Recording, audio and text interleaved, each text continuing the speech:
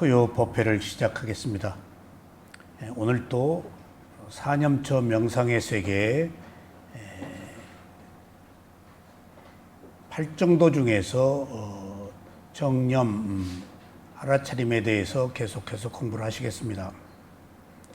오늘은 빅구 보디 스님이 쓰신 팔정도의 정념, 바른 알아차림에 대해서 함께 공부를 하시겠습니다. 지금까지 팔정도 교재는 제가 쓴 원고였는데 오늘부터는 정념에 관해서만 빅구 보디 스님의 책을 함께 공부해 보시면 좋겠습니다. 자, 저희는 불교를 중국을 통해서 들어온 불교를 받아들였죠. 그래서 한문으로 된 불교밖에 잘 모릅니다. 그래서 빨리어라는 것이 있는지도 몰랐습니다. 근데 한문이 너무 어렵고 또 뜻이 이해하기 어려운 글자들이 많고, 더 중요한 것은 빨리어를 처음한 글로 한문으로 썼기 때문에 한문 자체도 문자로 쓴 그 뜻을 이해하기 어렵습니다. 소리나는 대로 적어 쓴 거예요. 그러니까 빤야 같은 빨리어 통찰지에도 그냥 반야라고 썼기 때문에 이제 반야 하면 지혜인지 우리는 알고 있지만은 한문 자체로는 지혜라는 뜻을 알기 어렵습니다. 근데 인도에서 생긴 불교가 스리랑카로 가서 스리랑카에서 싱할리어 기록어로 기록된 경전이, 빨리어는 문자가 없으니까 구전으로만 전해지던 그 암소하는 경전이 너무 이제 그게 빅구들이 외우는 사람들이 집으로 돌아가고 뭐 여러 가지 스리랑카에서 어려움이 있으니까 인도는 없어져 버리고, 그래서 싱할리어로 최초로 기록된 것이 부처님의 말씀 폐엽경입니다. 야자수 2배. 그것이 산스크리트어로 번역이 돼서, 산스크리트어는 인도 당시에 귀족 언어라서, 브라마 언어라서 문자가 있었고, 버머, 빨리어는 서민 언어라서 문자가 없고, 일종의 방언에 속하죠. 그 버머로 된 산스크리트어로 된 경전이 하나도 남아있질 않아요. 다 없어졌어요. 싱할리어, 빨리어 본만 남아있어요. 그래서 그 산스크리트어 경전이 이제 인도에 있다가 현장법사, 구마라즈 이런 사람들이 인도에 가서 마하야나 대승을 가져온 게 아니고, 테라와다 상좌 불교를 가지고 온 게 아니고 마하야나 대승 경전을 가지고 왔어요. 그래서 그것을 중국에 와가지고 한역 아함부로 이제 번역을 했죠. 그것이 우리나라에 들어온 거예요. 아함부 경전이. 지금 그 팔만대장경의 부처님의 초기 이 빨리어 경전이 싱할리어로, 산스크리트어로, 한문 아함부로 번역된 것이 한글로 번역되어서 지금 우리들에게 전해졌습니다.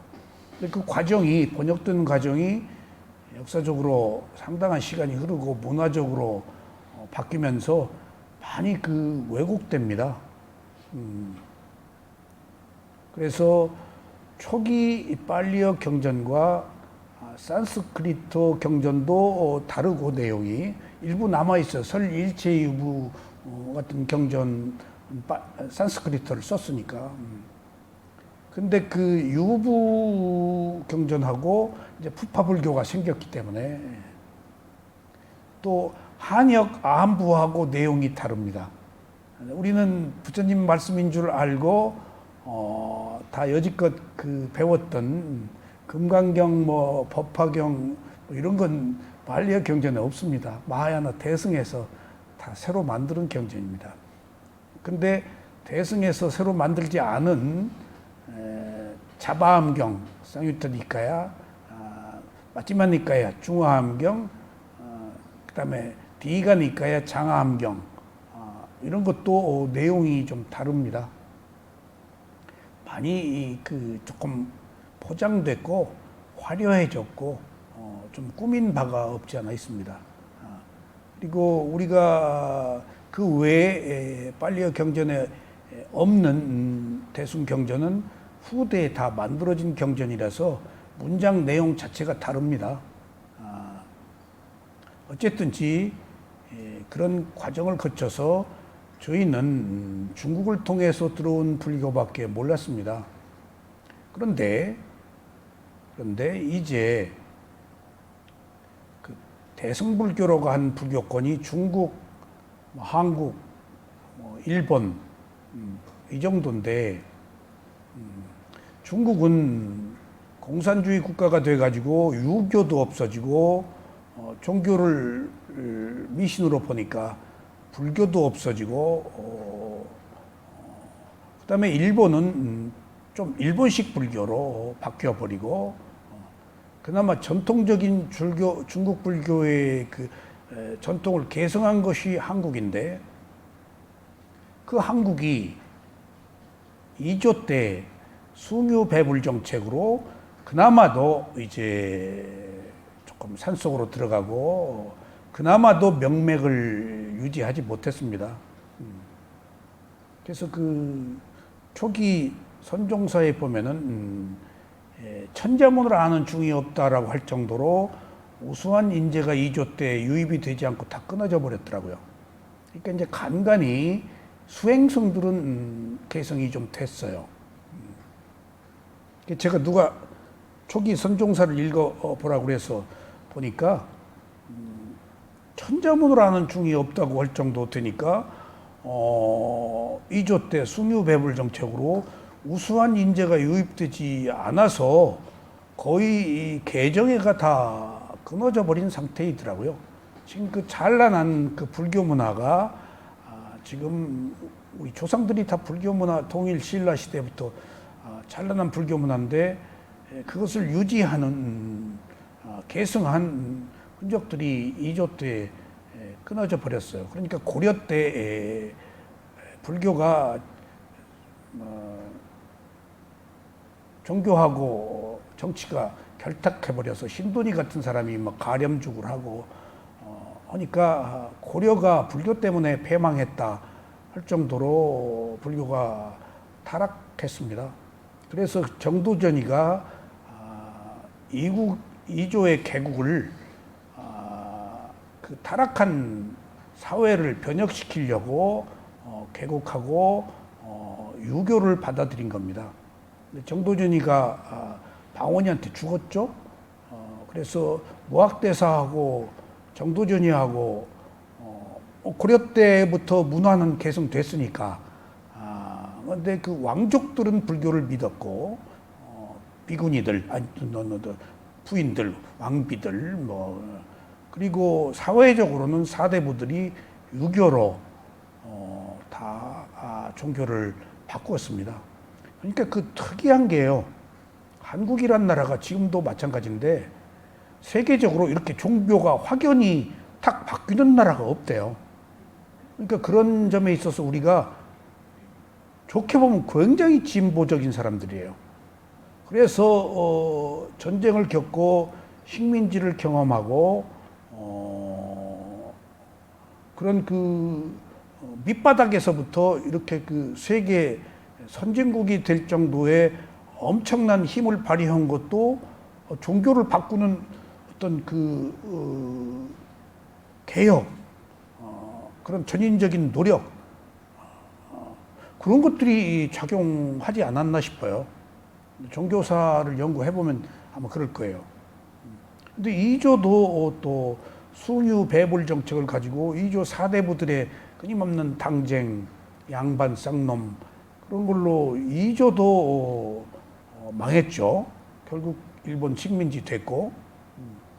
그래서 지금 제가 판소리 공부를 조금 했었는데, 우리나라에 처음으로 판소리 장단 연구를 해서 제가 책으로 펴내고 했었는데, 거기 보니까 조금 판소리 내용이 12마당 있는데 5마당 너무 음란하고 반사회적인 게 많아가지고 신재효가 5마당만 추려서 조금 문화적으로 보존을 했는데, 판소리 내용이 기가 막혀요. 얼마나 해학적이고, 한국 사람들이 해학적이거든요. 풍자적이고. 근데 판소리 내용이, 판소리를 누가 만들었냐? 작자 미상이에요. 근데 판소리를 만든 사람들이 이조 때 서자였다. 그런 정설이 있어요. 그러니까 등용이 안 되니까 해학적으로 그렇게 양반전 같은 것도 얼마나 해학이 많아요. 해학적으로 아주 내용이 우수합니다. 한문들 다 쓰고. 그러니까 이조라는 사회가 서자를 등용했더라면은 이조가 훨씬 좋아졌을 것이다 하는 이야기처럼, 어쨌든지 이조는 망했죠. 식민지 지배받고.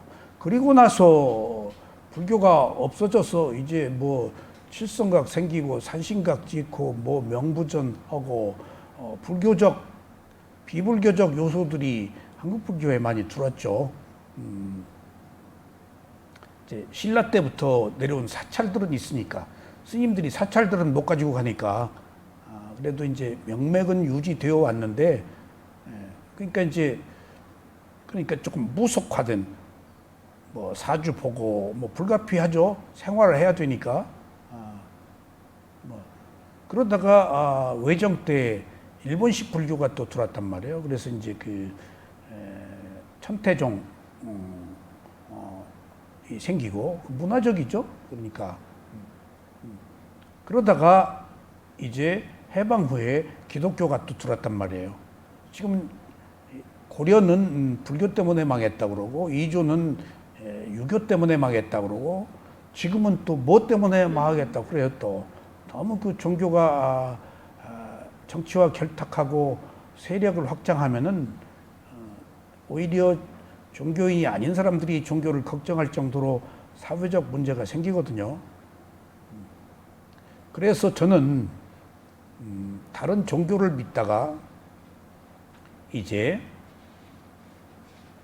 금강경 5가해를 오랫동안 들었어요. 불교도로 들은 게 아니에요. 그냥 학문으로 들었어요. 제가 여러 가지 수행을 하고 여러 가지 공부를 하는데 불교만 못했어요. 너무 어려워서. 그런데 훌륭한 스승을 만나서 금강경 5가해를 한 10여 년 들었을 거예요. 우리나라 최고의 학생한테. 근데 너무 뛰어난 경전이라는 사실에 놀랐고, 그래서 금강경 5가해를 듣다가 이제 위파사나라는 것이 부처님이 깨달음을 얻은 수행이다 하는 이야기를 듣고,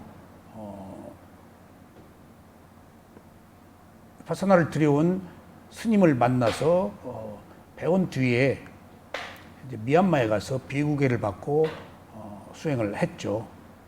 그러니까 불교에 대해서 제가 아는 게 없어요. 한국 불교를 몰랐기 때문에 미얀마에 가서 오리지널 부디즘을 밑그림이 그려지지 않은 상태에서 받아들이고 수행을 하고 인터뷰를 하고 아마 바르게 접근할 수 있었지 않나. 그러니까 이제 불교라는 것이 제가 이제 경험을 해보니까 중국식 불교인 줄만 알았는데, 6차 경전 결집을 한 미얀마의 마간다용, 미얀마의 카파에 파고다 1차 경전 결집을 했을 때하고 똑같이 만들어 놓은 동굴이 있는데 경전 결집을 했다는 것은 대단한 겁니다. 대단한 겁니다. 그만한 학승과 수행성이 있어야 되고 워낙 수많은 사람들이 참여하는 행사이기 때문에 경전을 새로 결집해야 되는 문제들을 다 지적하고 정리하는 과정이기 때문에 국가적인 행사라서 아무나 못합니다. 미얀마에서도 그때 200만 파운드를 들여서 영국한테 독립한 기념으로 경전 결집을 할 수 있는, 그때 마침 위대한 수행의 마하시 사야도와 삼장법사인 민곤 사야도가 계셔서 그 수행을 경전 결집을 주도할 수 있었던 거예요. 그 기록들이 지금 미얀마에 다 있습니다. 근데 한국은 오물한 개구리로 우리가 알고 있는 대승불교 그것밖에, 중국을 통해서 들어온 그것밖에 몰랐는데 가서 보니까 전혀 다른 가르침이 있더란 말이에요. 그러니까 그게 우리는 여기서 소승이라고 말한 스리랑카, 태국, 미얀마는 문화적으로 우리보다 열등하다고 생각해서 있어도 그렇게 중요하게 여기지 않았고, 누가 배우려 하지도 않았고, 배울 기회도 없었고, 근데 이제 거예 스님이 우연히 미얀마에 가서 부처님이 깨달음을 얻은 위파사나의 위대한 스승들이 있다는 사실을 알고 그걸 가서 주의가 이제 배운 거예요. 은둔의 나라의 미얀마가 문을 다 닫고 살았어요. 외국인에게 비자도 주지 않고. 근데 진돗개 순종이 있듯이 부처님의 가르침이 전 국민에게 그 널리 수용돼 있는 그런 그 불교 국가라는 것도 나중에 알았어요. 그러니까 영국 식민지 지배하고 원우 수상이 불교 사회주의 국가를 건설하려고 지금 전 국민의 수행화를 제창하려고 시골에 있는 뛰어난 젊은 선지식이 마하시 사야도예요. 그분을 보니까 대단한 분이 이제 전국을 찾았어요. 보니까 큰 북이 있는 절에 뛰어난 스승이 있다. 그래서 이제 그 엘리트들이, 미얀마가 경제적으로 굉장히 부유한 동남아시아에서 최고 부국입니다. 보석, 기름, 땅콩 다 나와요. 그다음에 티크나무 나오지. 그런 부국이 없어요. 옛날에 우리나라 원조도 했어요. 그리고 티크나무 다 거기서 들여왔고. 근데 그분을 양곤에 모셔놓고 마시 선원이라고 만들어서 전 국민을 그 수행을 시켰어요. 근데 이제 그 쿠데타 일어나가지고 군인들이 지금 잡은 지가 50년이. 원래는 불교 사회주의 국가를 건설하려고 했는데 군인들이 집권해서 지금까지 하고 있는 거예요. 군인들 부족이 130개라서 군인들이 뭐 권력을 복잡해요. 그 민족 부족들끼리의 그 알력이. 그래서 그 독립운동을 했던 아웅산은 죽고, 그러니까 자기 세력들 총에 죽었죠. 그리고 이제 보니까 6차 경전 결집을 한 곳에 가보니까 경전 결집이 그렇게 있었는지도 몰랐고, 보니까 그 시대에 일본은 옵서버로 참여를 했더라고요. 근데 우리는 눈시코 볼래 없었어요. 그러니까 우리가 그렇게 그 불교를 공부함에 있어서 불교는 있었지만은 우리도 그렇게 해외로 관심을 가질 수도 없었고, 여기 그런 그 불교적 동력이 없었던 것 같아요. 그러니까 거기 참여도 안 했지. 다 뭐 연락은 했겠죠. 경전 결집이니까 불교 국가에. 그것을 보고 우리가 시대적으로 우물한 개구리, 그래서 일본 식민지 침략받고 우리가 가지고 있는 학문도 그래서 지금 소승이라고 폄하하고 교류나 알려고 하지도 않았구나. 문화적 현상이죠. 그러다가 가서 보니까 그것도 여러분들 타노 스님이 얼마나 많이 각 역대 대통령들한테 다 만나자 그러면 다 만나줘서 그분이 보이지 않게 한 역할이 엄청나더라고요. 정신문화원 만든 거, 가이스트 만든 거, 무슨 앞으로는 물이 부족할 것이다 해가지고 옛날에 누가 물을 사 먹을 줄 알았어요. 다 그냥 맑은 물 먹었지. 그래서 뭐 댐 만들고 그리고 북방 외교 한 것도 다 타노 스님이 다 얘기를 하셨더라고요. 그 중국, 러시아, 그 공산권. 그러니까 그때 전두환 대통령이 미얀마 간 것도 일종의 그 공산권 북방 외교예요. 갔다가 중국 대사관, 북한 대사관 있는데 아웅산 폭발해서 장관들이 한 10여 명 죽었잖아요. 그리고 북한 대사관 철수하고 한국이 국교를 정상화하고 가서 보니까 이 수행이 있었는 거예요. 이 수행이 있는지도 모르는 위파사나가. 그런데다가 이제 문호가 터졌죠. 터졌는데 미얀마의 그 마하시 사야도가 우자틸라하고 우빤티타 사야도를 한국에 보내서 1988년도에 북한산 승가사에 위파사나가 처음 들어왔어요. 비구니 절에서 2500년 만에 처음으로 부처님의 가르침이 소개가 됐어요. 그 뒤에 이제 거예 스님이 가신 거예요. 그리고 저희 보내서 또 가고. 그러니까 그런 그 과정들을 통해서 보니까 우리가 전혀 교류가 없었던 빨리어 경전이라는 게 있었고 또 원래 부처님의 가르침이 깨달음을 얻었다는 수행이 있고 하는 것을 처음 알게 된 거예요. 근데 그 빨리어 경전을 일본에서는 일본어로 번역했는데 한 백몇십 년 전에 했죠. 독일, 영국, 불란서 이런 데서는 영어 다 빨리어 경전을 했습니다. 정말 국가적 사업으로. 근데 우리나라는 최근에 몇몇 사람 개인적으로 빨리어 경전을 했죠. 어떤 그 그룹으로 집단적으로 해야 되는데 그다음에 빨리어를 전공한 사람도 아닌 산스크리트를 공부한 사람들이 이제 했죠. 그나마 그것도 대단한 거죠. 빨리어를 배울 사람이 없었으니까 배울 데도 없고 누가 빨리어 배워서 뭐 하겠어요. 저도 여기서 빨리어 강좌를 열었는데 처음에 호기심이 있어서 몇 년 전에 담마키티 스님 모시고 했더니 오더니 술술 빠지는데 한두 달 되니까 몇 명밖에 안 남더라고요. 뭐 현실적으로 그래서 뭐 보니까 어떤 그런 그 역사적 흐름이 있었더라고요. 그래서 보니까 테라와다 상자불교의 그 가르침은 인도는 없어지고 스리랑카에서는 니까야 경전 결집을 경전 그 폐업경으로 기록을 했기 때문에 니까야가 강하고 그다음에 스리랑카 스님이 논장이 그렇게 어려운데 그 어려운 논장을 경전을 다 공부한 사람들이니까 쉽게 달마가 왜 동으로 갔어요? 에? 달마가 동으로 간 까닭은 서쪽으로 갔어요. 서쪽은 이미 찬란한 문화 르네상스로부터 문화 이쪽 안 받아들여요. 동쪽에서 받아들였어요. 서쪽 갔어요.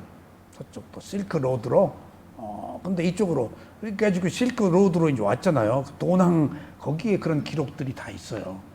초기에. 그러니까 도낭본 금강경 도낭본 있잖아요.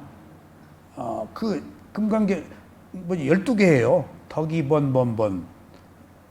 근데 저도 딴 것으로 금강경을 배웠는데 나중에 도낭에서 발견된 본을 번역한 게 성철 스님의 도낭본이에요.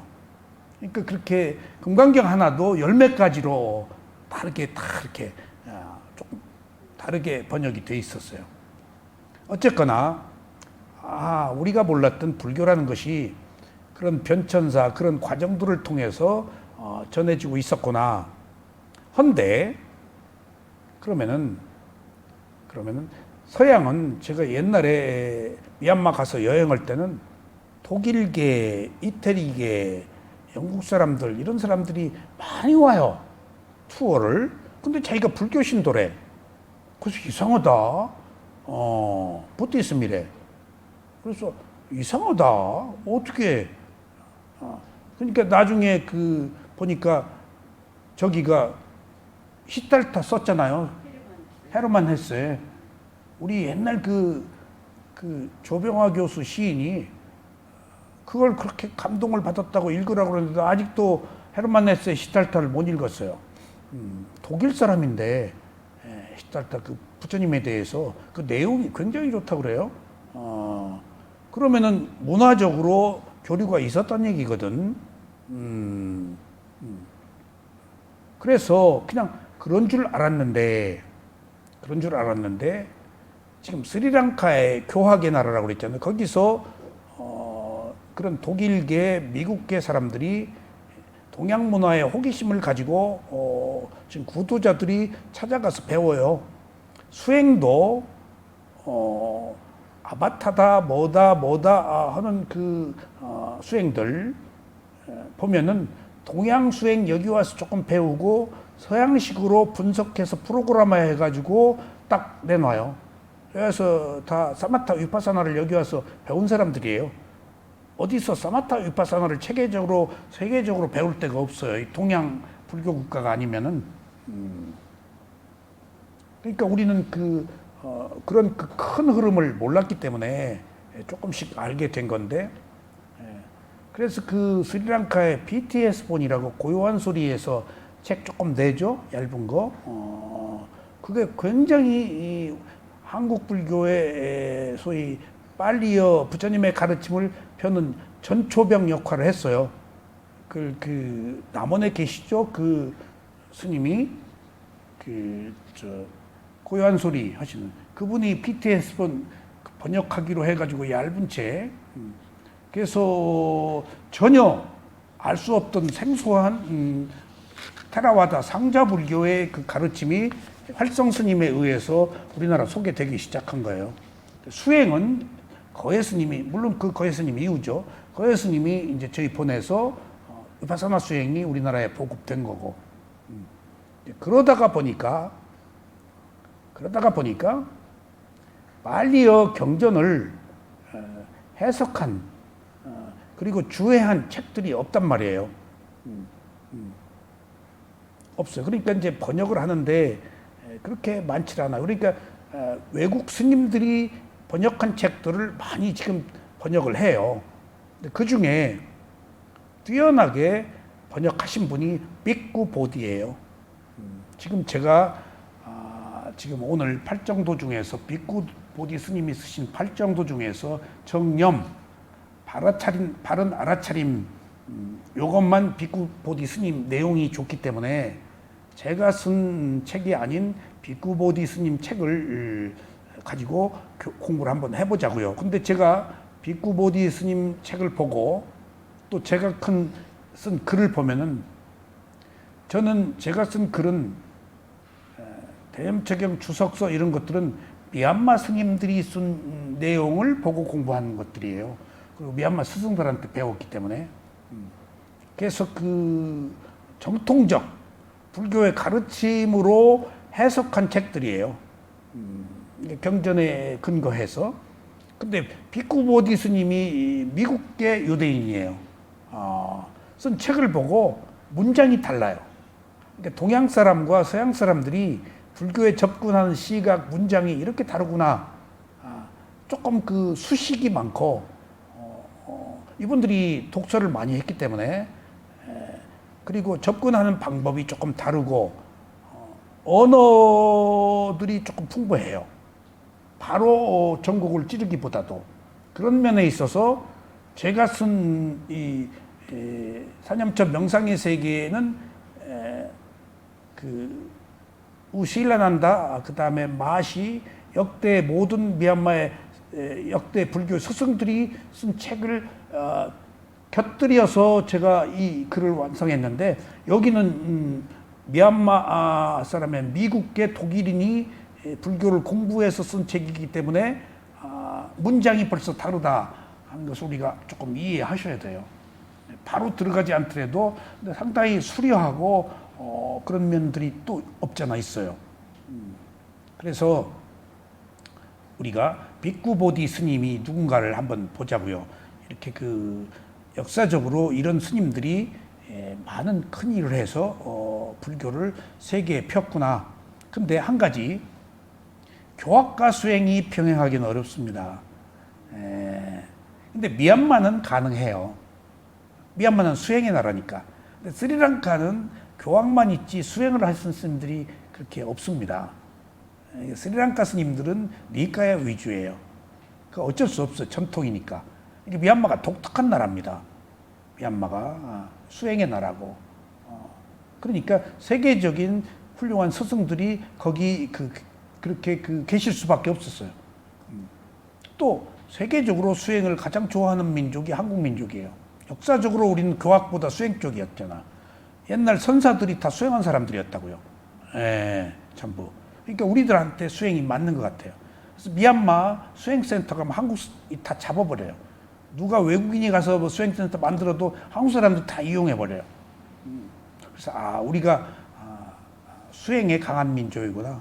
그래서 왜 우리가 수행에 강한 민족이죠? 은현 씨? 어떻게 알아요? 정이 많기 때문에 한이 많아서 수행을 안 할 수가 없어요. 지금. 분야짜리도 한이 많아가지고 이거 해야 돼. 우리 정서에 많은, 그러니까 정이 많아서 퍼주고 돌아오는 게 없으니까 충족이 안 되니까 그거 채우려고 수행을 해야 돼요.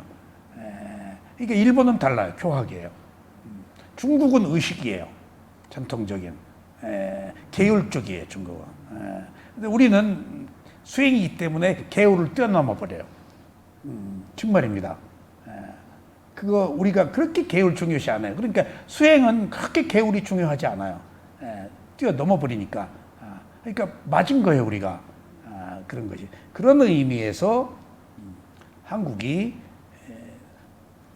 테라와다 이쪽 북방 불교 중에서 상좌 불교의 가르침을 이제 이끌어 나갈 매우 훌륭한 나라입니다. 그러니까 지금 여기서 말씀드리는 빅구 보디가 30년, 몇십 년 동안 빨리어 경전을 하고 책을 번역해서 미국 가서 굉장한 일가를 이루고 대스승으로 불렸는데 수행을 할 수가 없다는 사실, 그거 이해를 하셔야 돼요. 그리고 나라다 마하테라라고 지금 그 책 제목이 선생님 그게 뭐죠? 예? 한글 번역은 기억이 안 나요. 아니 그러니까 붓다와 그의 가르침인데 여기서는 다르지. 굉장히 좋은 책이에요. 그게 두꺼운 책. 그대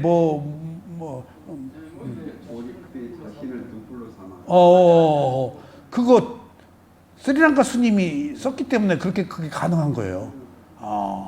근데 그걸 수행을 막 망라해가지고 그 책 보고 나 미얀마에 가서 거기서 책 보고 혀를 입천장에다 붙이고 그 책에 입천장에다 붙이고 수행하다 혼났어요. 사마타 수행이에요. 실제 수행 방법이 사마타는 40가지 되는데 어쨌든지 수행은 교학과 수행이 다르다. 그리고 교학을 하는 사람을 무시해서는 안 되지만은 교학한 사람이 수행을 하기가 어렵다는 사실을 존중해야 돼요. 교학 하나 하기도 힘들어요. 평생. 그러니까 경장, 율장 2장까지 합격해도 논장 3장 시험이 있거든요. 2장 합격하고 3장을 못하고 죽는다라고 평생 공부하다가 마시는 스님이 마시에서 내가 2분이나 뵀어요. 그러니까 우리가 저 스님 할 때 노스님인데 2장 법사다. 그래서 왜 3장은 안 돼? 3장을 지금 시험에 못 오고 있다. 논장. 그러니까 3장을 다 했다는 것은 대단한 겁니다. 국부로 존경받아요. 흰 우산이 나오고 그 이제 그 민곤사야도란 분이 경장, 율장, 문장, 삼장을 다 외우고 쓰고 해석하고 하신 분입니다. 그러니까 그게 미얀마가 가나한 나라입니다. 미얀마가. 스리랑카는 니까야 경장 위주기 때문에 삼장을 다 아우르는 더운 지방이라서 그 좀 힘들지 않을까 싶어요. 그런 그 지역적, 민족적, 불교적 특성이 있다라고 이해를 하시고, 그래서 이 비쿠 보디 스님이 미국계 유대인들이 여기에도 그 스님이 그 우리나라 스님이 미국 가서 영어로 법문해서 몇몇 분이 제자를 두고 와서 하버드에서 뭐 화계사까지 책 쓰신 스님, 숭산 스님 제자들. 근데 화두 가지고 숭산 스님이 미국 가서 했는데 아마 그렇게 그 사람들을 끝까지 뭔가 싸맞다니까, 더군다나 중국식 수행 방법이고 이먹고 그런 거니까 아마 조금 헤매다가 마른 것 같지 않은가. 왜냐하면 바르게 공부를 했으면 그분이 한국 불교 굉장히 비판하고 갔거든요. 뭐 보통 비판한 게 아니고 신랄하게 비판하고 갔는데 애정 때문에 그랬겠죠. 자기가 원하는 불교. 근데 이제 누구를 특별한 사람을 제가 호불호를 따지는 게 아니고, 제가 아시는 분이 그러더라고요. 서양 사람들이 한국 불교가 아니고 부처님을 이해하는 태도가 다분히 호기심이고 문화적 관점이지 신앙으로 접근하는 게 아니더라. 그래서 그래요? 그랬더니 그래, 조금 호기심으로, 우리가 호기심으로 새로운 것을 한번 해보려고 하듯이 여러분들도 이 수행을 다 호기심으로 시작합니다. 한때 관심이에요. 그래서 수행하다가 다 그만둬요. 근데 역사적으로 DNA가 하느님과 다 각인되어 있는 그 의식 속에 새로운 부처님의 가르침이 설 자리가 없는데 호기심으로 넘어와서 조금 표피적이더라. 우리들하고 그 불교를 대하는 태도가 좀 다르더라. 하는 면이 있기 때문에 그분들이 수행 쪽보다는 학문은 이렇게 빼어나게 지금 꽃을 피우는 거예요. 수행은 어렵습니다. 정말. 수행은 어렵습니다. 그러니까 그 어떤 그 학문적 성취보다도 꿰뚫는 통찰 지혜를 얻으려 하는 거기 때문에 그게 저 밑바닥에 DNA로부터 요구되는 그런 마인드가 있어야 되는 거 아닌가 싶은 생각이 들어요. 어쨌거나 이 비쿠 보디 스님은 제가 잘 몰라요. 책만 보지. 그래서 오늘 아침에 찾았어요. 비쿠 보디 스님과. 그래서 이제 자료를 조금 한번 공부를 해보시게. 세계적인 불교 석학 비쿠 보디, 섬 암자 불교학과 학맥 이어 미국의 전파. 이 여기서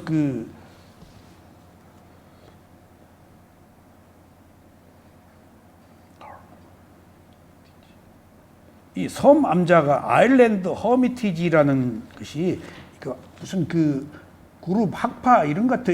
선생님이 이거 아일랜드 허미티지 이걸 그대로 번역하면 섬 암자야. 그러니까 이것을 스리랑카가 섬이라서 아일랜드라고 한 게 아니고 이분들이 만드는 이 단체를 아일랜드 허미티지라고 해서, 허미티지가 암자 외딴집 뭐 그런 뜻이에요. 그러니까 은자가 사는 집 허미티지. 그러니까 그 불교 학문을 연구하는 그런 학파 같아요.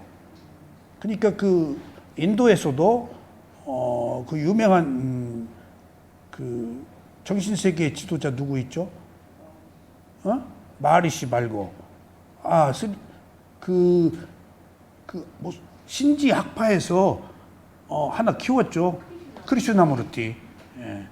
어느 학파에서 이렇게 크리슈나무르티 키워가지고 뛰어나니까. 근데 학교 공부는 못 한다고 그러더라고. 그렇게 정신적으로 뛰어난 사람은.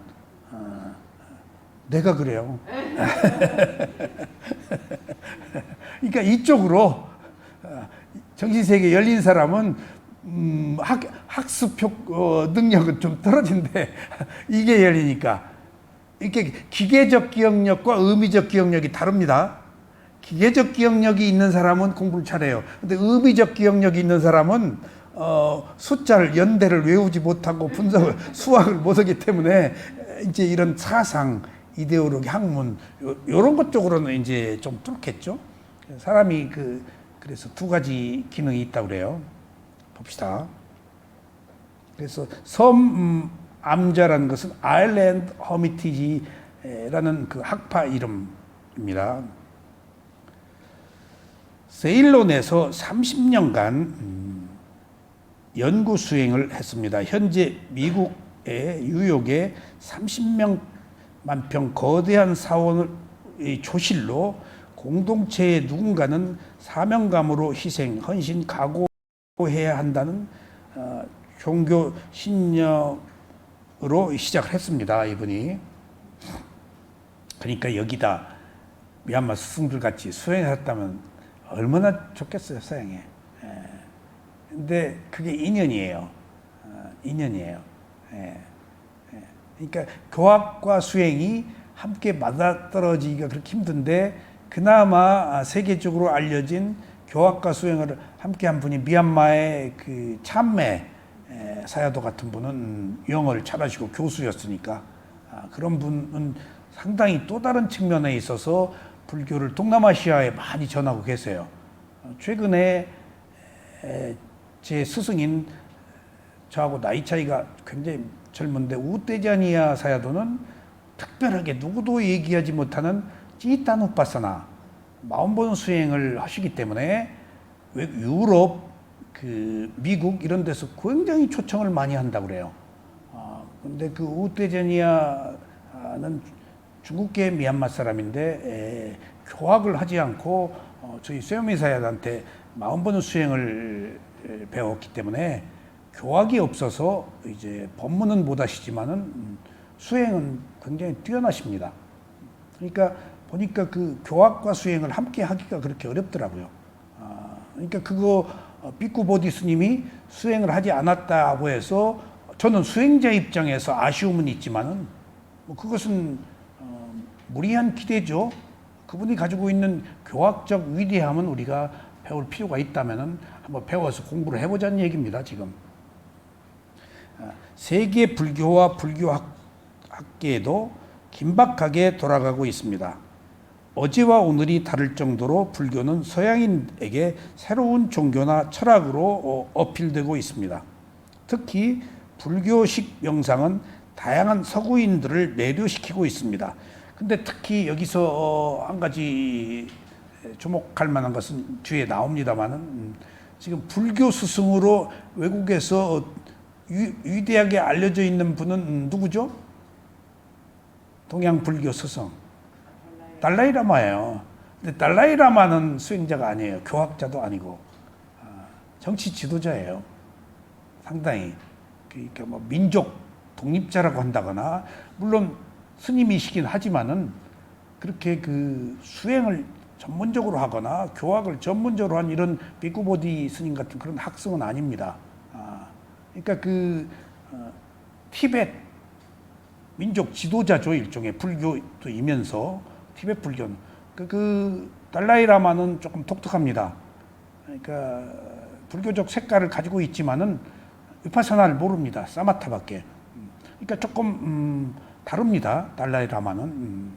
그러니까 세계의 모든 사람들이 달라이라마가 200만이 중국한테 학살당하고 중국을 용서하자 그래가지고 굉장히 관심을 갖고 또 약자들 그 힘없는 자들을 대변하는 나라 뺏긴 서름 같은 것들이 이제 크로스업 되니까 세계 지금 불교도는 유럽 쪽에서나 미국 쪽에서는 달라이라마 불교가 지금 잡고 있습니다. 근데 그게 티베트 불교입니다.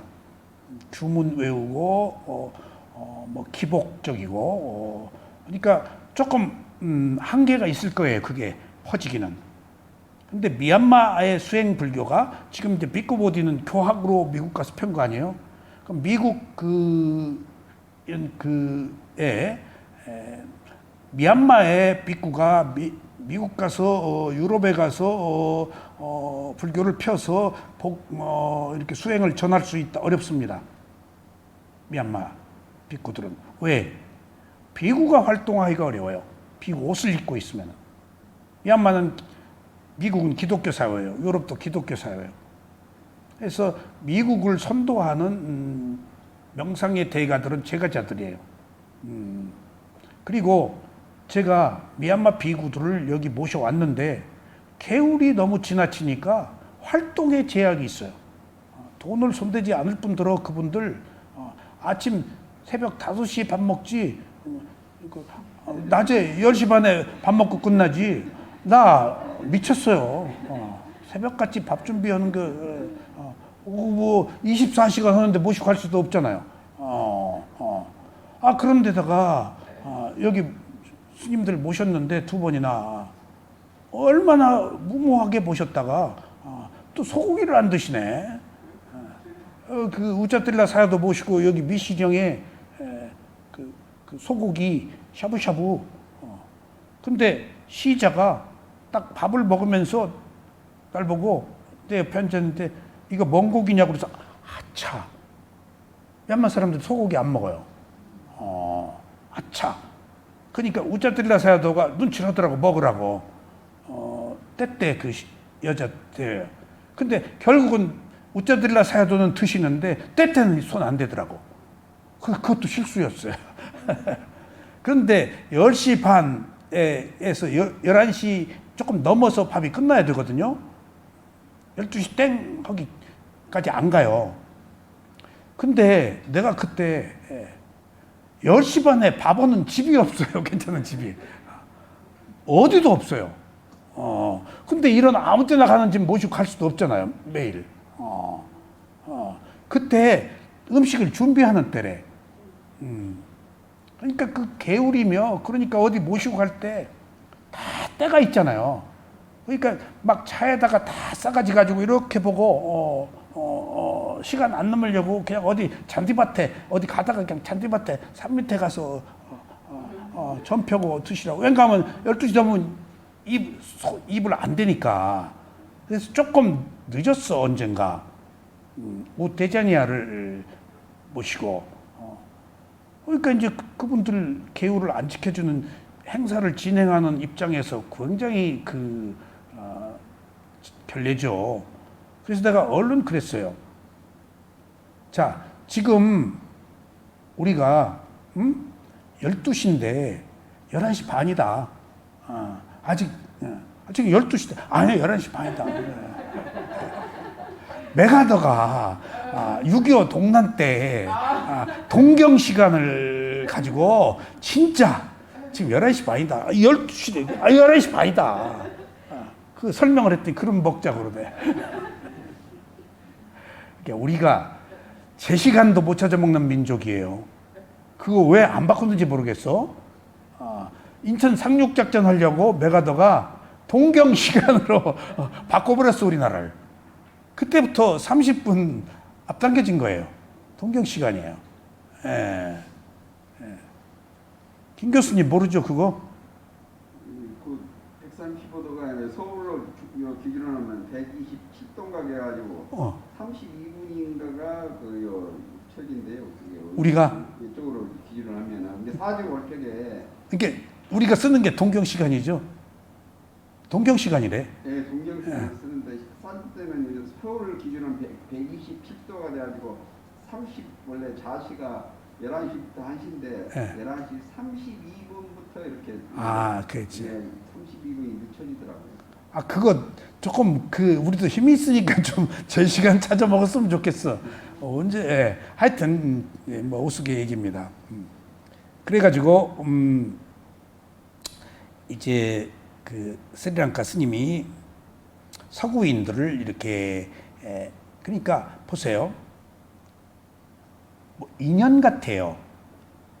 서구인을 이해시키는데 서구적 언어와 방식으로 하면은 이렇게 조금 더 효과가 있는 것 같아요. 언어적으로.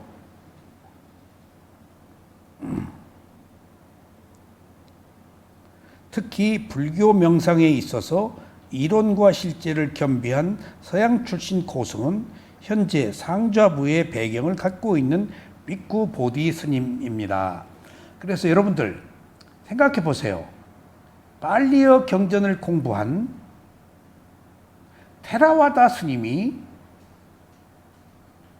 그 이후에 전혀 인도에서 힌두교하고 접목된 마하야나, 그리고 중국에서 중국식 불교하고 접목된 중국 선종 사상, 그리고 한국에서 숭유 배불 정책으로 도속 신앙화된 한국 불교를 발리어를 공부하는 사람이 배우려고 할까요?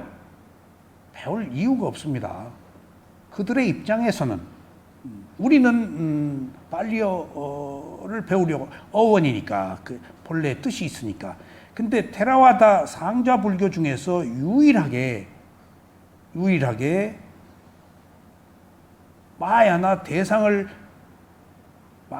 불교를 공부한 스님이 월플랄 라울라라고 계십니다.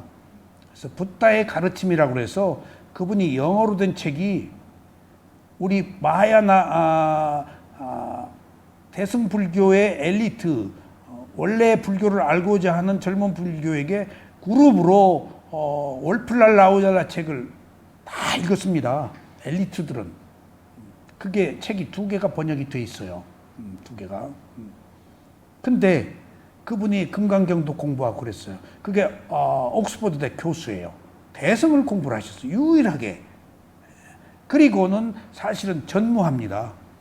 근데 뜻하지 않게 벨란 사람 한 분이 인연이 닿아서 스리랑카 경전의 나라에서 한국에 와가지고 한국 불교를 공부한 스님이 지금 담마키티 스님입니다. 그래서 중유 얘기를 하고 그 다음에 그분 박사학위 논문은 순야 공이라고 그러니까 그분이 상자불교의 스님이 니까이를 공부한 분이 대승불교를 공부하고 우리는 대승불교권이니까 그분이 상자불교하고 대승불교하고 가지고 있는 상이 한 점을 뿌리째 교량으로 아주 부드럽게 이해시키는 과정에 있어서 저는 굉장히 지금 그분을 통해서 각이 마모가 됐어요. 가령 지장보살도 그럴 수가 없어. 근데 아니 대중을 위해서 그럴 수밖에 없던 그게 방편이야 일종의. 맞아 그럴 것이구나. 그러니까 문화라는 것이 부쪽 자르듯이 딱 이거다 저거다라고 말하기에 앞서 어떤 흐름, 그럴 수밖에 없었던 어떤 흐름, 문화적 배경 그런 것들을 함께 이해해야 되겠더라고요. 그러니까 지금 우리가 여기서 미얀마의 청광법사님, 뛰어난 청광 비구를 하시던 청광법사님 모시고 아비담마타 상카 공부를 한다는 것도 큰 축복이고요. 그 다음에 스리랑카 스님을 모시고 니까야 경전을 배운다는 것도 특히 그 빨리어 주석서를 통해서 빨리어 주석서는 다 아라한들이 신통한 힘들이 부처님이 얘기한 개송을 다 줄거리를 다 만들어서 보완한 내용들이거든요. 훨씬 이해하기 쉽게.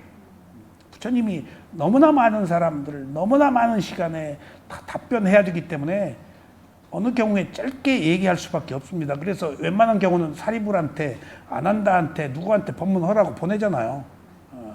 지금 또 새벽에는 천인들하고 대화해야지. 또 낮에는 고살라왕 찾아오면 또 말해줘야지. 촌음이 없다고요. 하루 4시간 주무셨고. 그러니까 아파가지고 늘 약을 드시고 하셨단 말이에요. 그런 시대 상황을 이해해 주시기 바랍니다. 자, 여기 나오네. 티베트의 정신적 지도자인 달라이 라마가 다소 정치적, 외교적, 그리고 교황과 상대되는 카리스마로 서양인들에게 각인되고 있다면 이게 지금 인터넷 때가 비쿠보디 스님한테 찾아난 기록이에요. 누가 썼는지도 모르겠어요.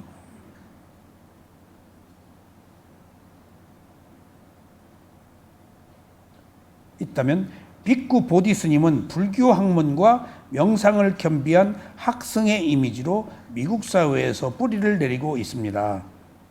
인도의 원형 불교인 테라와다 전통이 스리랑카로 전해져서 이후 중세 시대 동남아에 이식되고 현재까지 활발하게 계승되고 있는 것을 이미 소개한 바 있습니다. 그러니까 스리랑카 교세가 약하니까 침략받고 이 사람한테 당하고 힌두교에 당하고 서양 기독교에 당해서 불교가 말살됐다고 그래. 스리랑카 너무 힘들어서 뭐 기근에 뭐에 탄압받고 그래서 미얀마로 다 도망갔다고 그러잖아요. 끊어져 버렸대요. 그래서 미얀마에서 받아서 또 갔대요. 스리랑카에서 미얀마로 불교를 전하고 또 다 미얀마로 피신해서 또 그 불교 끊어진 스리랑카 불교를 또 개성했다고 그러더라고. 그러니까 지금 경전 결집을 한번 할 때가 됐는데 스리랑카 담마키티 스님 말씀이 미얀마에서 이 경전 결집을 해야 된다 라고 스리랑카에서 해야 된다라고 하지 않고 미얀마에서 해야 된다라고 하는데 이게 백그라운드 경전 결집을 스리랑카에서 하고 싶어도 못 하는구나. 여러 가지 그 인적 자원, 학문적 자원, 그 다음에 경제적 자원이 스리랑카가 안 되니까 미얀마는 워낙 부유한 지하 자원이 풍부한 나라고 불심이 두터운 나라고 그러기 때문에 그래서 그 스리랑카 스님이 경전 결집을 미얀마에서 해야 된다. 지금 해야 될 때다 바야흐로 여러 가지 그 불교 정신이 쇠퇴되고 뭐 막 섞이고 그러니까 한번 이제 결집을 하면 딱 잡거든요. 이게 한 번씩 크게 매듭을 지어서 이 매듭으로 또 전승하거든요. 정리하는 거에 잡다한 것들 막 그 헝클어진 이론들이 막 나오고 하는 것들을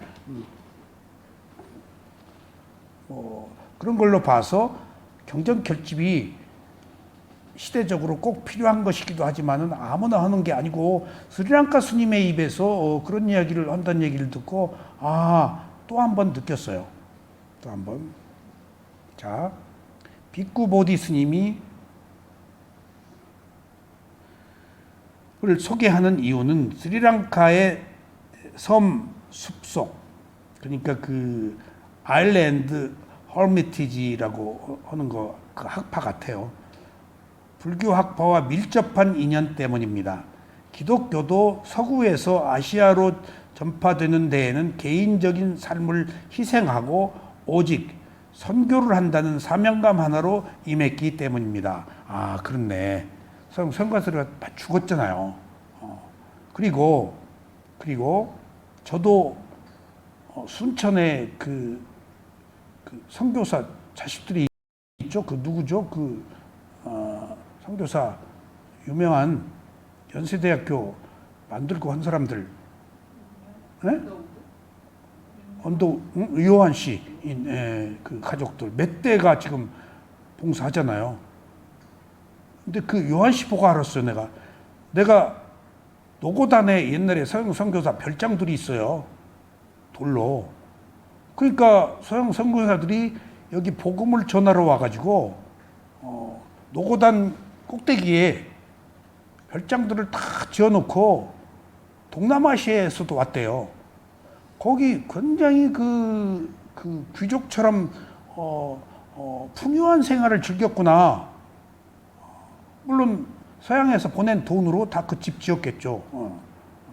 근데 인요한 씨가 그러는데 서양 선교사 별장을 노고단에 왜 지은 줄 아세요? 우리는 이해할 수가 없죠. 전염병으로 이렇게 아래에 있으면 죽는데요. 선교사들이. 우리가 위생적이지 못했다는 그때. 온몸에 이고 머리에 이고 뭐 옛날에 그냥 난 비난 내려가서 하나 얻은 이불 시커먼 이불 하나에 가족 7, 8명이 5명이 다리만 놓고 막 웅크리고 끌어당기고 막 손 뭉치고 농담이 아니라 구들장 위에 방 위에 구들장 해가지고 거기 가만히 놓고 살고 그랬어요.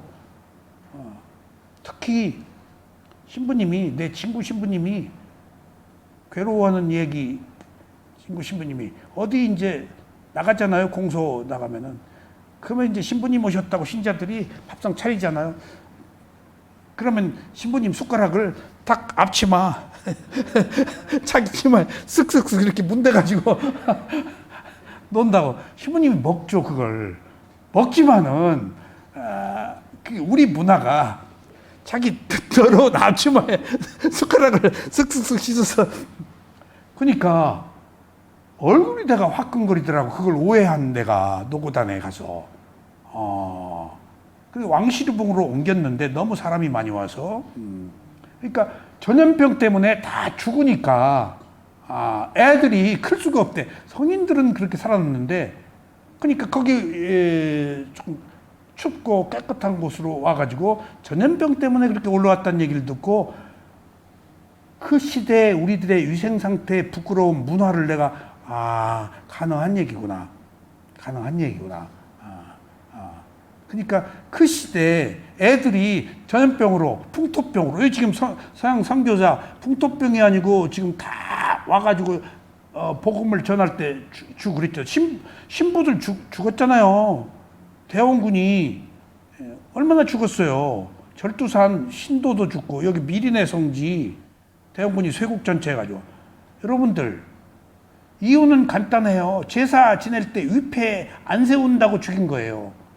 2조 때 유교로 제사예요. 제사. 위패 안 지낸다고.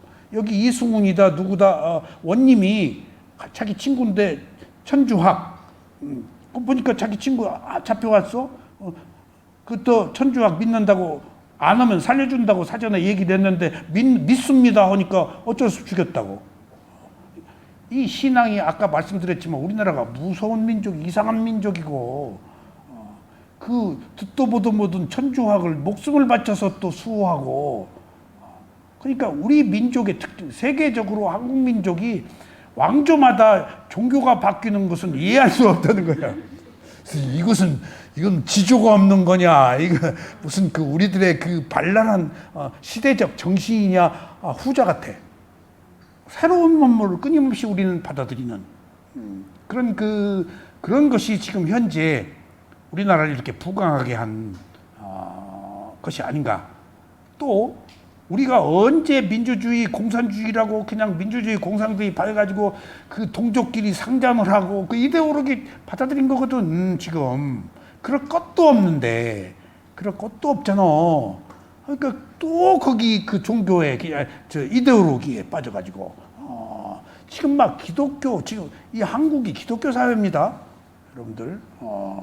그런 것처럼 이제는 서양이 기독교를 믿지 않고 그나마 일생에 3번 갔는데 3번도 안 간대요. 그러니까 태어나서 결혼할 때 죽어서 결혼할 때도 이제 안 간대.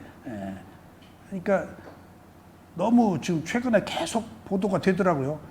미국은 50% 밑으로 기독교 신자가 떨어졌고 명상하는 사람들이 기독교를 사서 명상센터로 자꾸 바꾸는 경향이 있어요. 유럽도 그 큰 그 교회를 관리비 때문에 골머리를 앓는데 운영을 할 수가 없대요.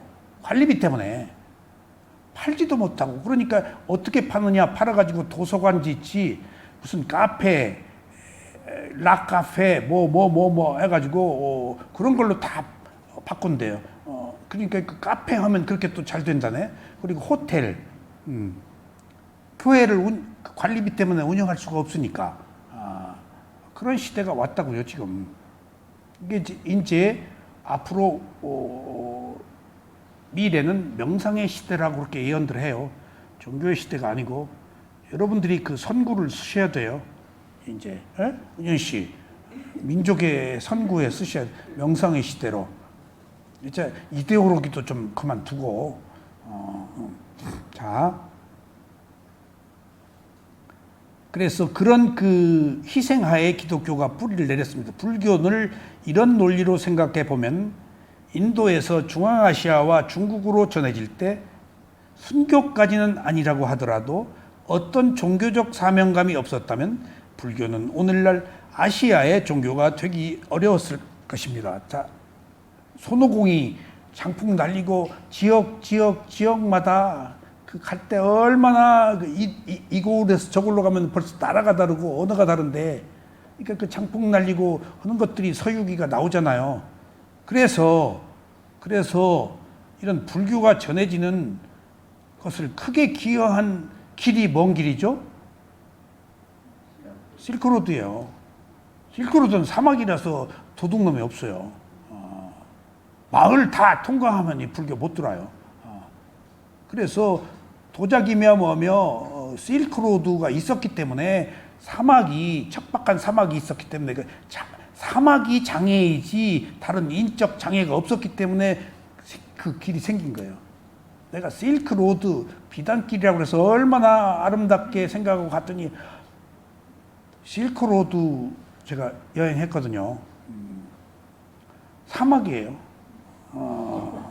너무 좋다고 그래서 보니까 아유, 거기 그냥 환상에 그냥 그 실크로드 비단길 뭐 수려한 새소리 뭐 그런 게 있는데 사막이야. 그냥 사막에 또 갔더니 또 몽고 텐트를 쳐놨는데 그냥 말똥이 밟으면 전부 말똥이고 똥피에 걷느라고 또 혼났어. 그러니까 말이 실크로드지 그러니까 전혀 다르더라고. 그 이유가 사막으로 가야 소통이 가능했다는 거예요. 그 수많은 나라들을 도둑놈만치 뭐 그게 가능하겠어요? 그래서 그 불교도 실크로드로 온 거예요. 도난구로 온 거예요. 그래서 도난굴로.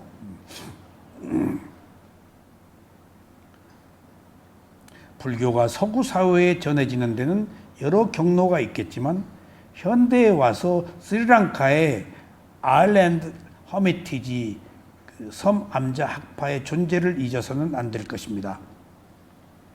이분들이 크게 기여를 했군요. 빅구 보디 스님의 본명은 제프리 블록입니다. 뉴욕의 유대인 가정에서 태어났고 클레어몬트 대학원에서 철학 박사 학위를 받았습니다. 그가 미국에서 처음 불교를 접하게 된 것은 베트남 불교였습니다. 베트남 불교는 뭐죠? 테라와다 아니 마하야나입니다. 마하야나. 베트남에서 마하야나가 테라와다로 처음으로 넘어와서 미국 계를 받은 사람이 저 같이 수행을 했어요. 농담 아니에요. 그래서 그분이 마음 보는 수행에 반해버렸어요. 그래서 매년 오더라고요.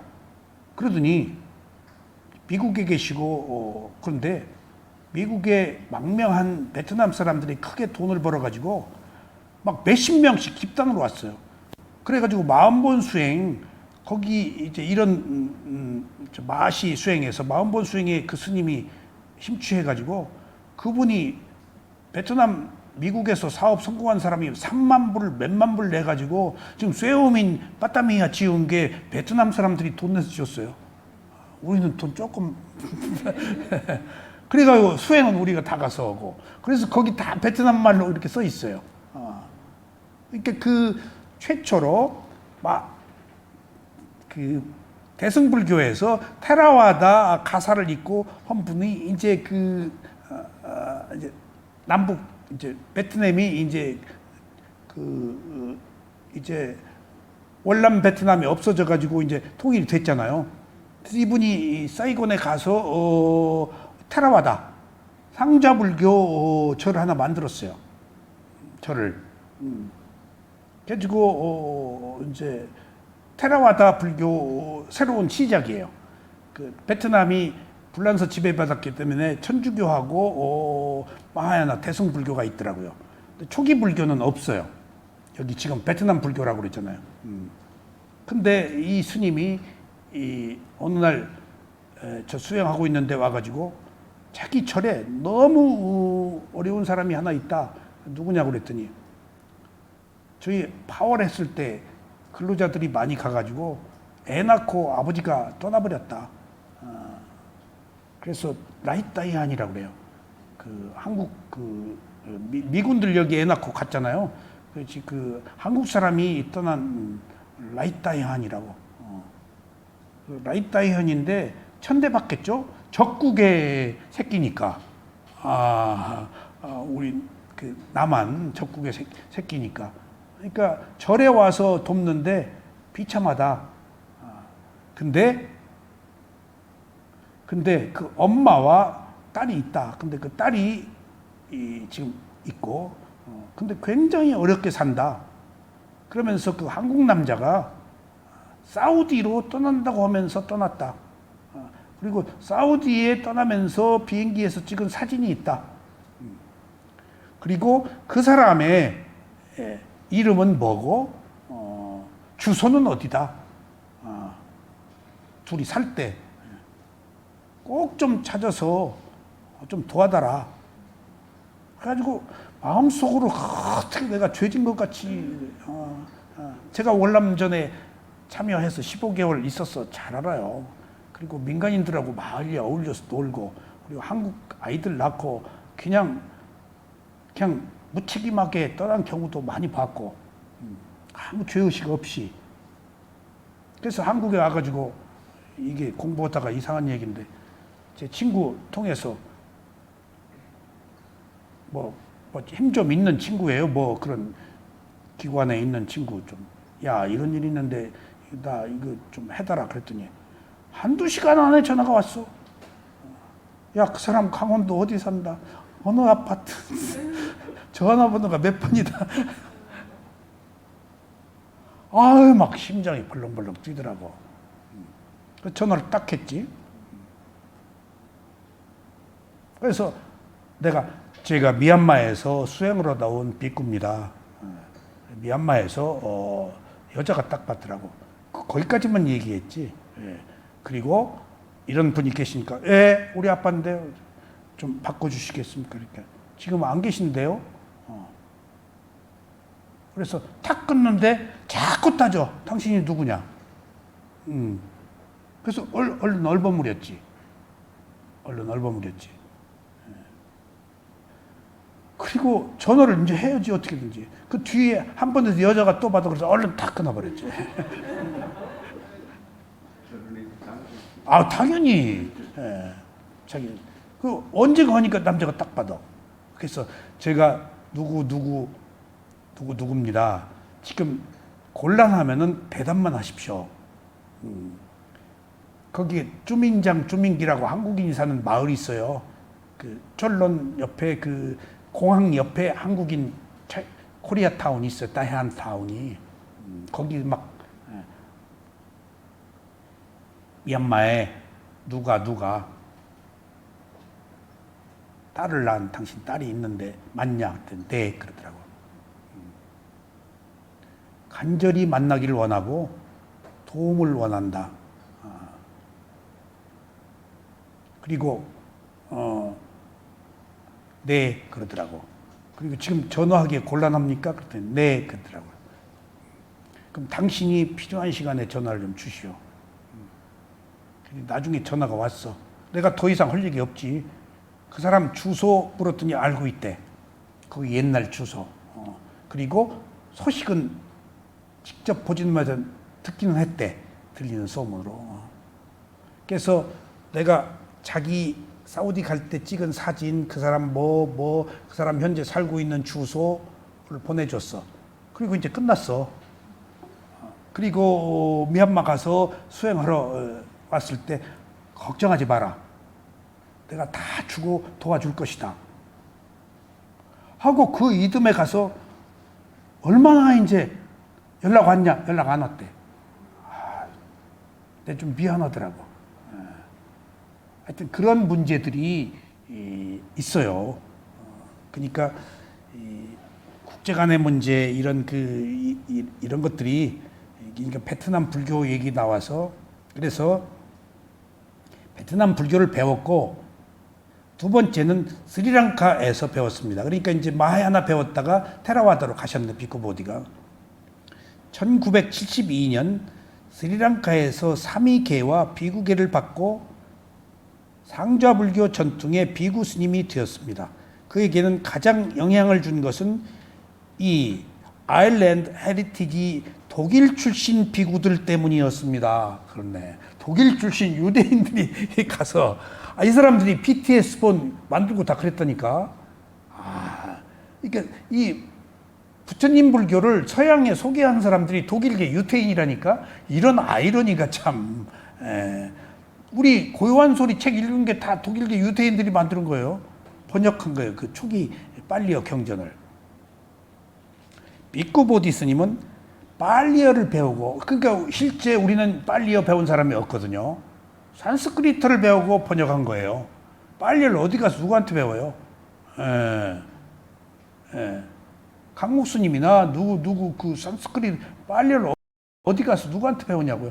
범어니까 산스크리트 배우면 빨리어 해석해요. 그러니까 이제 그 번역하신 분이 빨리어를 어디에 가서 누가 얼마한테 배웠는지는 모르겠지만 빨리어 배우기가 힘들고 스리랑카나 미얀마가 아니면 어려워요.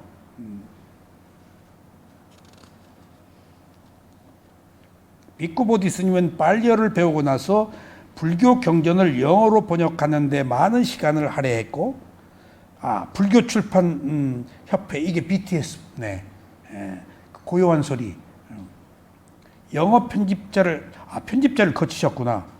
1988년부터 2002년까지 회장직을 수행했습니다. 비쿠 보디스님은 상자부 빨리어 경전을 영어로 번역하는 데 큰 업적을 남긴 분입니다. 2002년부터 미국으로 돌아와서 뉴저지의 조그마한 개척 포교당에 있다가 뉴욕에 있는 27만 평에 달하는 장엄사 조실로 추석 중이십니다. 비쿠 보디스님은 현재 미국 불교협회 회장을 맡고 있으며 2004년 설립한 불교 국제 구호단체를 이끌고 있습니다. 우리 한국 불교식으로 표현한다면 이분은 학승에 가까운 분입니다. 남방 상자부 전통의 학회 구족입니다. 전통은 학회 구족입니다. 학문과 지혜, 정의 쌍수, 그 얘기가. 학문과 수행의 범행이라고 할 수 있습니다. 병행, 이론과 실제의 병진입니다. 한국 불교에서는 원효대사, 보조국사, 태고왕사, 서산대사, 백용성, 박한영, 한용운, 권상스님과 같은 분들이 모범을 보이신 분들입니다. 스리랑카도 이런 전통을 지켜가고 있습니다. 비쿠 보디스님은 흔히 서양 출신 승려들이 명사에만 빠져드는 것을 경계했습니다. 그러니까 이제 니까야 경전이 조금 필요하다는 얘기죠. 그는 철저하게 경전어인 빨려를 습득하고 3장, 경장, 율장, 논장에 매진했고 이를 영역하는 데 오랜 시간을 보냈습니다. 이런 배경에는 그가 스리랑카에서 비구가 되면서 스승을 잘 만난 덕분이었습니다. 발당 고다 아난다 메이트레야 마하테로는 스리랑카의 대표적인 불교 학생입니다. 학생이지만 도통한 고승으로 스리랑카 불교들로부터 높은 존경을 받는 도인이었습니다. 비쿠 보디스님은 이분이 수행까지 하신 분인 모양이네요. 비쿠 보디스님은 26년간 이분의 지도를 받은 것입니다. 대단하네. 그러니까 이분이 도인이라고 그러니까 교학과 수행을 함께 한 분이니까 비쿠 보디스님도 수행을 배우셨네. 이런 분 만나기 어려워요. 비쿠 보디스님은 스리랑카에서 출가한 지 30년을 채우고 미국으로 돌아와 불법 홍보에 매진하고 있습니다. 불교가 비록 인도에서는 한동안 잠적했지만 남방으로 전해진 인도의 원형 불교가 스리랑카로, 동남아시아로, 그리고 미국까지 전파되는 과정에서 감동을 받은 것은 불교라는 종교의 진리를 부단하게 연구하고 은축해서 새로운 문명권으로 전파한 전도의 힘이었습니다. 사라질 것 같은 불교의 맥이 되살아나는 것은 법륜상전이라고 합니다. 진리는 쉬지 않고 누군가에 의해서 구르면서 전파해 가는 것입니다. 그렇지만 운명에 맡긴다는 것만으로는 부족합니다. 공동체에 누군가가 굳은 의지를 가지고 있어야 합니다. 이런 면에서 본다면 한국 불교는 지금 위기입니다. 국내의 포교가 점점 약해지고 있기 때문입니다. 새로운 방안이 도출되어야 합니다. 그래서일까 새로운 스타일의 선불교 운동이 꿈틀거리고 있습니다. 미륵보살이라도 출연해야 할 것 같습니다. 이게 매일 종교신문 이치란의 종교가 산책 중에서 인도의 종교와 불교 이야기였습니다. 너무 길었죠? 오늘 여기까지 하겠습니다. 감사합니다.